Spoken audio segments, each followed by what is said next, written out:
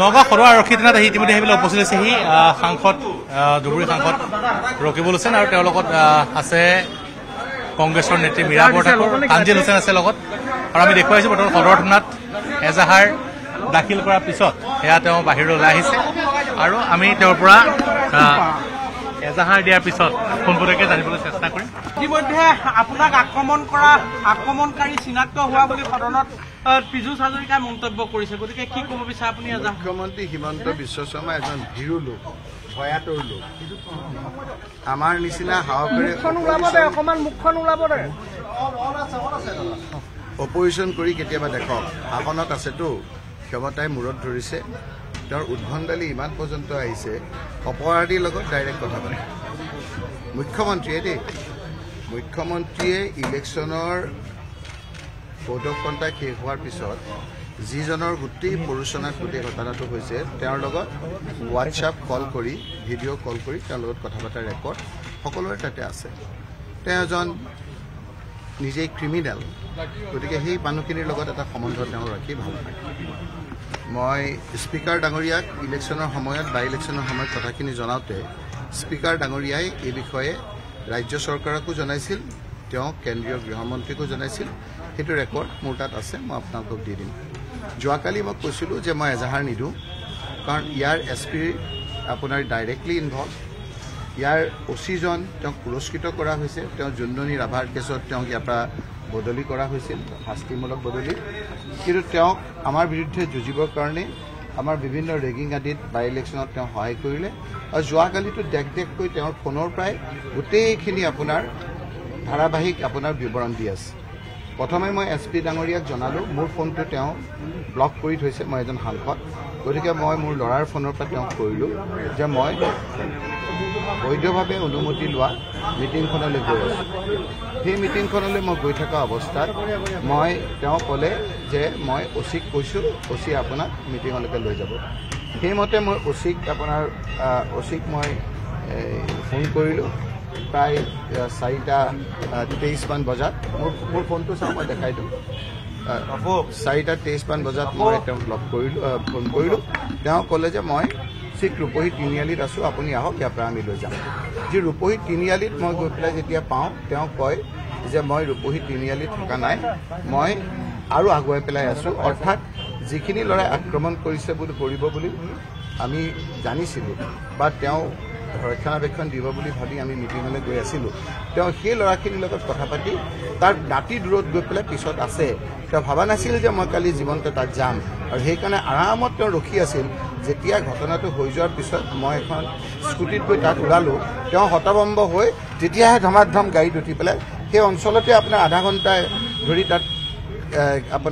আপোনাৰ মোক এটেক কৰি আছে। ওচৰতে তেওঁ দেখি আছে, তেওঁ কিন্তু তাৰ পৰা অহা নাই, ইচ্ছা কৰি তেওঁ গোটেই ঘটনাটোৰ লগত জড়িত। গতিকে এটা ইনকুৱাৰী যে কৈ আছে, ইনকুৱাৰী অন্য কৰিব নালাগে। মই তেখেতক 2:23 প্ৰথমে জনাইছিলোঁ।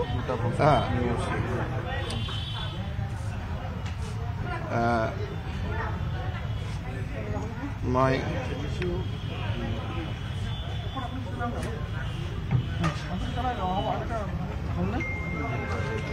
এইটো 2:23 মই অচিক জনাইছিলোঁ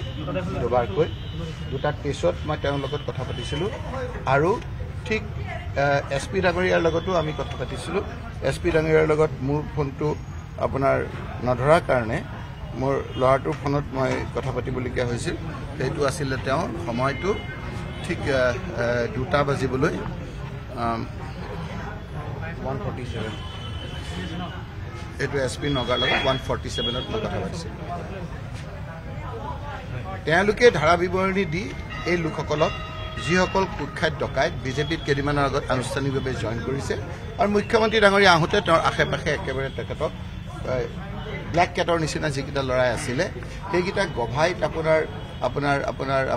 ডকাইত কেইদিনমানৰ আগত তেওঁলোকে জেল হাজতৰ পৰা ওলাইছে, বিজেপিত অংশগ্ৰহণ কৰি এতিয়া তেওঁ বিজেপিৰ ভেৰুণীয়া গুণ্ডাত পৰিণত হৈছে। আৰু মুখ্যমন্ত্ৰী ডাঙৰীয়াই সেইকাৰণে এটা পৈশাচিক আনন্দ কৰিছে। তেওঁ ভাবিছে দুটা কথা, যে ৰকিবুল হুছেইন ভয় খাই ঘৰত সোমাই যাওক, মই বৈতৰণি পাৰ হ'ব পাৰিম, কংগ্ৰেছ এনেদৰে ভয় খাই যাব, ৰাইজ ভয় খাই যাব। এতিয়া মই সিদ্ধান্ত ল'ব লাগিব যে মই ভয় খাই ঘৰত সোমাই যাম নে মই ৰাইজৰ পক্ষত থাকিম মই সিদ্ধান্ত লৈছোঁ যে যিদিনালৈকে শেষ নিষ্ঠা থাকিব উশাহ নিশাহ ল'ব পাৰিব সেইদিনলৈকে মই বিশেষকৈ মোৰ মৰমৰ অতি মৰমৰ চামগুৰিবাসী ৰাইজ যিসকলে মোক ৰাজনৈতিকভাৱে তুলি তালি কেইবাবাৰো বিধায়ক কৰিছে মন্ত্ৰী হৈছোঁ মই আৰু সামগ্ৰিকভাৱে ৰাইজৰ ওচৰত ধুবুৰী ৰাইজে নহয় ধুবুৰী ৰাইজৰ পৰা আৰম্ভ কৰি সামগ্ৰিকভাৱে আজি আপোনালোকে চাব যে কালি যদি ফেচবুক চাই মোক নামনি অসমতকৈ উজনি মানুহে বেছি আপোনাৰ সহানুভূতি দেখাইছে যে এনেধৰণৰ জংঘল আমি বিজেপিৰ সমৰ্থক কিন্তু আজি আমি এই কথাবিলাক দুখ পাইছোঁ এনেধৰণৰ বৰ্বৰ আমাৰ অত্যাচাৰী শাসন জংঘল ৰাইজ আমি কেতিয়াও আপোনাৰ আমি কাম্য নহয় আৰু মুখ্যমন্ত্ৰী ডাঙৰীয়াই যি ধৰণে কথা বতৰা কৈছে তেওঁৰ সেই চিন্তাধাৰাৰ যে তেওঁ এজন সুৰুচি সম্পন্ন নিজ এনেকুৱা মুখ্যমন্ত্ৰী পৃথিৱীতো ক'তো নাই তেওঁ কৈছে যেতিয়া প্ৰশ্ন কৰে কোনোবাই যে তেওঁ বোলে বগা কাপোৰ কোলা কাপোৰ নিপিন্ধি কি বগা কাপোৰ পিন্ধিব নেকি এজন মুখ্যমন্ত্ৰী তেওঁ not deserve to be a chief minister মুখ্যমন্ত্ৰী হৈ থকাৰ তেওঁৰ অধিকাৰেই নাই গতিকে মই গৃহমন্ত্ৰীজনৰ পদত্যাগ দাবী কৰিছোঁ ইমিডিয়েটলি এছপিজনক ছাছপেণ্ড বা তেওঁৰ বিৰুদ্ধে ব্যৱস্থা ল'বৰ কাৰণে কৈছোঁ ডাইৰেক্টলি ইনভলভ পুৰস্কৃত কৰিছে আৰু অচিকটো আপোনাৰ ডিছমিছ কৰিব লাগে কাৰণ তেওঁৰ জোনমণি ৰাভাৰ পৰা আদি কৰি তেওঁ এনেধৰণৰ কুকাৰ্যত তেওঁ জড়িত গতিকে আমি এই ক্ষেত্ৰত মই আজি যোৰহাটলৈ যাম যোৰহাটৰ পৰা আহি পেলাই বোধহয় মই আজি যিখন এজাহাৰ মই দিবলৈ খোজা নাছিলোঁ মই স্পীকাৰক যিখন দিম সেইখনৰো মই পূৰা দি আছিলোঁ এজাহাৰত যিখিনি আছে মই কেইবাজনৰো কৰিছোঁ মই প্ৰায় আপোনাৰ প্ৰায় মই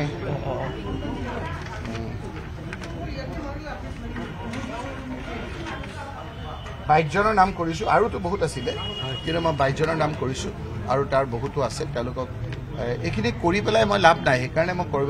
কৰিব খোজা নাছিলোঁ কাৰণ এই এছপিক বহুত আপোনাৰ এজাহাৰ দিছোঁ কিন্তু মোক দিল্লীৰ পৰাও ক'লে যে কি এজাহাৰখন দি ৰেকৰ্ডটো ৰাখ সদায় দিন এনেতে নাযায় আমি এই পাতবিলাক ওলোটাই চাম আজিৰ তাৰিখটো কেৱল মনত ৰাখিবা মই ডায়েৰীত গৈ কথাবিলাক লিখি ৰাখিম এইখন পেষ্ট কৰি ৰাখিম এটা এটাকৈ ইয়াৰ আমি বিচাৰ নিশ্চয় ৰাইজে ল'ব সদায় এনেকুৱা দিন নাযায় অত্যাচাৰী শাসকৰ উৰ পৰিব আৰু এইবিলাকৰ শাসনত আমি আজি উৰ পৰাটো আজি আপোনাৰ একেবাৰে দিনৰ পোহৰতে স্পষ্ট হৈছে এইকাৰণে মুখ্যমন্ত্ৰী ডাঙৰীয়াই আগতীয়াকৈ উমান পায় এবাৰ গৌৰৱ গগৈক এবাৰ ভূপেন বৰাক এবাৰ মীৰা বৰঠাকুৰক এবাৰ বিভিন্ন ক্ষেত্ৰত বিভিন্নজনক আপোনাৰ ভয় খুৱাব বিচাৰিছে আমি ব্ৰিটিছকে ভয় নকৰিলোঁ কংগ্ৰেছ দলে ব্ৰিটিছে এনেদৰে পিছফালৰ পৰা বহুত গুলি আহিছে এইবিলাক তাৰপিছতো আপোনাৰ ভাৰতবৰ্ষৰ ৰাইজৰ প্ৰচেষ্টাত কংগ্ৰেছ দলৰ যোগেদি আমি ব্ৰিটিছক ইয়াৰ পৰা খেদাব পাৰিলোঁ আলফাক আমি ভয় নকৰিলোঁ এতিয়া মুখ্যমন্ত্ৰী ডাঙৰীয়াটো নিজেও এজন এক্সট্ৰিমিষ্ট এইটো মোৰ কথা নহয় অন ৰেকৰ্ডত প্ৰাক্তন এজন ডিজিপিয়ে অন ৰেকৰ্ড পুলিচ ৰেকৰ্ডত আছে যে মুখ্যমন্ত্ৰী ডাঙৰীয়া এজন উগ্ৰপন্থী গতিকে উগ্ৰপন্থীবিলাকক প্ৰশ্ৰয় দিব মই কোনটো ক্ষেত্ৰত মুখ্যমন্ত্ৰী ডাঙৰীয়া আপোনাৰ কৃতকাৰ্য হৈছে কওকচোন আধাখনীয়া কাম তেওঁ কোনটো কাম পূৰা কৰিছে প্ৰথম ক্ষমতা পায়ে ক'লে যে মই ড্ৰাগছ শেষ কৰিম আজি ড্ৰাগছৰ প্ৰয়োভৰ ইমান বাঢ়ি গৈছে আপুনি যাৰ ঘৰত হৈছে কি বুজি পাইছে যিসকল ড্ৰাগছ বেচে যিসকলে ড্ৰাগছ খায় সেইসকলক মুখ্যমন্ত্ৰী ডাঙৰীয়াই ব্যৱহাৰ কৰে সেই পৰ্যায়লৈ গৈছে ড্ৰাগছ শেষ হৈছে নেকি তথ্যই কি কয় তথ্যই কয় যে আজি ভাল ঘৰৰ ল'ৰা ছোৱালীবিলাক আজি ড্ৰাগ এডিক্ট হৈছে হিমন্ত বিশ্ব শৰ্মাৰ ছত্ৰছায়াত বিভিন্ন সমাজখন ভাঙি ছিঙি কোনটো ক্ষেত্ৰত তেওঁ সফল হৈছে গতিকে মই মুখ্যমন্ত্ৰী ডাঙৰীয়া এই কথা বতৰাবিলাক উৰ পৰিব তেওঁ ভয় খুৱাব বিচাৰিছে হয় মই ভয় খাই বহি যাব লাগিব নহ'লে মই থিয় হৈ থাকিব লাগিব মই থিয় হৈ থকাৰ সিদ্ধান্ত লৈছোঁ ৰাইজৰ পক্ষত থকা সিদ্ধান্ত লৈছোঁ আজি মহিলাসকলো আহিছে বিভিন্নজন আহিছে আমি ৰাইজৰ পক্ষত থাকি ইয়াৰ বিৰুদ্ধে আমি যুঁজি যাম আৰু আছিলে সাংসদ আপোনাৰ এজাহাৰত সেইকেইজনৰ নাম উল্লেখ আছে নেকি মই কাৰ নাম কৰিছে মই নাজানো কিন্তু মেইনটোতো এছ পি আৰু আমাৰ OC তেওঁতো ধাৰাবাহিক দিয়ে আছে ফোনটো কৰক আৰু এইকেইটা দিন কোন MLA ৰ লগত মই দিয়া অভিযোগকেইজনৰ লগত মানে এই লাপিলোপা কাৰ নাম কৈছে মই নাজানো যিকেইজনে কৈছে সেইকেইজনৰে নাম আছে আপুনি এজাহাৰতে SP আৰু OC ৰিপৰ্টটো নাম দিয়া আগতো দিয়া আছে মই SP আপোনালোকৰ আজিকালি এটা নিয়ম যিটো নতুন ল ওলাল এইটোৱে এজাহাৰ আপোনালোকক যে কৈ আছো মোৰ এইটোৱে এজাহাৰ আইনমতে মই আপোনালোকক কোডটো কৰি দিম যদি দৰকাৰ হয় আপোনালোকক যে কৈ আছো সেইটোৱে ইনফৰমেশ্যন আপোনাৰ এই পুলিচৰ আপোনালোকক যে কৈ আছো যে SP ডাঙৰীয়াক মই এটা কিমানত ফোন কৰিলোঁ 2:23 এবাৰ ফোন কৰিলোঁ 2:45 এবাৰ ফোন কৰিলোঁ OC-ক এই কথাবিলাক তেওঁ নাইকিয়া বুলি কওক আৰু তেওঁলোকে কওক যে নহয় আমাক আমি তেওঁ কথাবিলাক মিছা কথা কৈছে আমি তেওঁক সুৰক্ষা দিছোঁ আৰু ফৰ্মেলি লোকৰ ঘৰ এটা ঘৰৰ চোতালত কৰিছোঁ তাত পাৰ্মিশ্যনো ল'ব নালাগে মই এই কথাবিলাক উমান পাই পেলাই মই ফৰ্মেল পাৰ্মিশ্যন লৈছোঁ গতিকে এই কথা বতৰাবিলাক আজি ৰাইজে খুব বেয়া পাইছে মই সেইসকলকো ধন্যবাদ দিছোঁ যে বিভিন্ন জাতীয় সংগঠন বিভিন্ন আপোনাৰ ইণ্ডিভিজুৱেলে আজি কাকতে পত্ৰই মোক ফোনত এই ক্ষেত্ৰত সহানুভূতি জনাইছে মই ধন্যবাদ জনাইছোঁ কৃতজ্ঞতা জনাইছোঁ বহুত বিজেপি সমৰ্থক যিসকলে এনেধৰণৰ শাসনটো বেয়া পায় সেইসকলেও মোক সহানুভূতি জনাইছে আপোনালোকৰ যোগেদি সেইসকলকো মই মোৰ ধন্যবাদ আৰু কৃতজ্ঞতা জ্ঞাপন কৰিছোঁ সাংসদ ৰকিবুল হুছেইন আৰু তেওঁ ইতিমধ্যে এজাহাৰ দাখিল কৰি পেলাই নগাঁও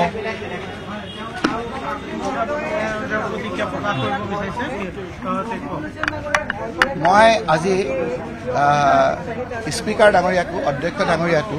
এই কথাখিনি যিহেতু মই সাংসদ মোক পাৰ্টীয়ে জনাইছে যে স্পীকাৰক গোটেই কথাখিনি লিখিতভাৱে জনাব লাগে ইয়াৰ আগত স্পীকাৰ ডাঙৰীয়াক জনাওঁতে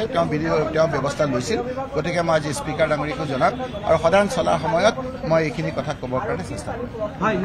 আৰু এই বিষয়ে তেওঁ লোকসভাৰ সাংসদক অৱগত কৰিব আৰু সমগ্ৰ ঘটনাৰ বাবে নগাঁও আৰক্ষী অধীক্ষকক মূল জগৰীয়া বুলি কৈছে আৰু মই দেখুৱাইছোঁ বৰ্তমান নগাঁও সদৰ আৰক্ষী থানাত কালিৰ যি ঘটনা সংঘটিত হৈছিল আক্ৰমণৰ ঘটনা সংঘটিত হৈছিলে সেই ঘটনাৰ ইতিমধ্যে এজাহাৰ দাখিল কৰি সাংসদ ৰকিবুল হুছেইন ওলাই গৈছে আৰু তেওঁ আচলতে এখন আমি হেৰি এইটো গণতন্ত্ৰৰ দেশৰ নাগৰিক হয় আমি এই গণতন্ত্ৰ দেশত নাগৰিক হিচাপে মহিলাসকল আমি মূলা গাভৰু দেশৰ এগৰাকী মহিলা কনকলতা দেশৰ মহিলা গতিকে এই অসৎ মানে যিবিলাক অৱলম্বন হৈছে দুষ্কৃতি কাৰ্যৰ যি কাৰ্য কৰিছে সেইবিলাক গৰিহণা দিছোঁ আৰু লগতে আমি মহিলাসকল যেতিয়া সবল হৈ আমি ওলাই আহিছোঁ তাক কোনো ক্ষমা কৰিব নোৱাৰিব মহিলা কংগ্ৰেছৰ কি মই মহিলা কংগ্ৰেছ নহয় অসম কংগ্ৰেছ কমিটিৰ ভাইচ প্ৰেচিডেণ্ট নিশ্চয় ধন্যবাদ জনাইছোঁ এই যি বৰ্বৰচিত যি আক্ৰমণ হৈছে তাক গৰিহণা দিছে আৰু মহিলা শক্তি ইয়াৰ বিৰুদ্ধে ওলাই আহিছে বুলি কৈছে কালি যি ঘটনা সংঘটিত হ'ল সেয়া নিশ্চিতভাৱে গণতন্ত্ৰৰ বাবে লজ্জাজনক এক ঘটনা যি এগৰাকী জনপ্ৰতিনিধি তেওঁ এগৰাকী ধুবুৰী সাংসদ তেওঁ নিজৰ তেওঁ এটা সমষ্টিলৈ গৈছিলে সেই সমষ্টিলৈ যোৱাৰ সময়ত যি এখন গণতান্ত্ৰিক সভা কৰিবলৈ যোৱাৰ সময়ত যি ধৰণে আক্ৰমণৰ ঘটনা সংঘটিত হ'ল সেই ঘটনা সকলোৱে একেমুখে গৰিহণা দিছে আৰু ইতিমধ্যে নগাঁও সদৰ আৰক্ষী থানাত সাংসদ ৰকিবুল হুছেইনে এজাহাৰ দাখিল কৰিছে আৰু নগাঁও আৰক্ষী অধীক্ষকৰ বিৰুদ্ধে তেওঁ খুব প্ৰকাশ কৰিছে নগাঁও আৰক্ষী অধীক্ষক মূল দোষী বুলি ক'বলৈ কৈছে আৰু মই দেখুৱাইছোঁ যে যি তেওঁ এজাহাৰ দাখিল কৰিবলৈ অহাৰ সময়ত এক কটকটীয়া নিৰাপত্তা ব্যৱস্থা গঢ়ি তোলা হৈছে মই নগাঁও সদৰ আৰক্ষী থানাৰ পৰিৱেশ দেখুৱাইছোঁ আৰু ইতিমধ্যে নগাঁও সদৰ আৰক্ষী থানাত এজাহাৰ দাখিল কৰাৰ পিছত ৰকিবুল হুছেইনে কৈছে যে তেওঁ লোকসভাৰ অধ্যক্ষকো এই বিষয়ে অৱগত কৰিব ইয়াৰ পূৰ্বে যেতিয়া তেওঁ এনেধৰণৰ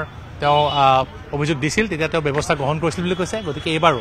তেওঁ গৈ লোকসভাৰ অধ্যক্ষকে সকলো কথা অৱগত কৰিব বুলি তেওঁ জনাইছে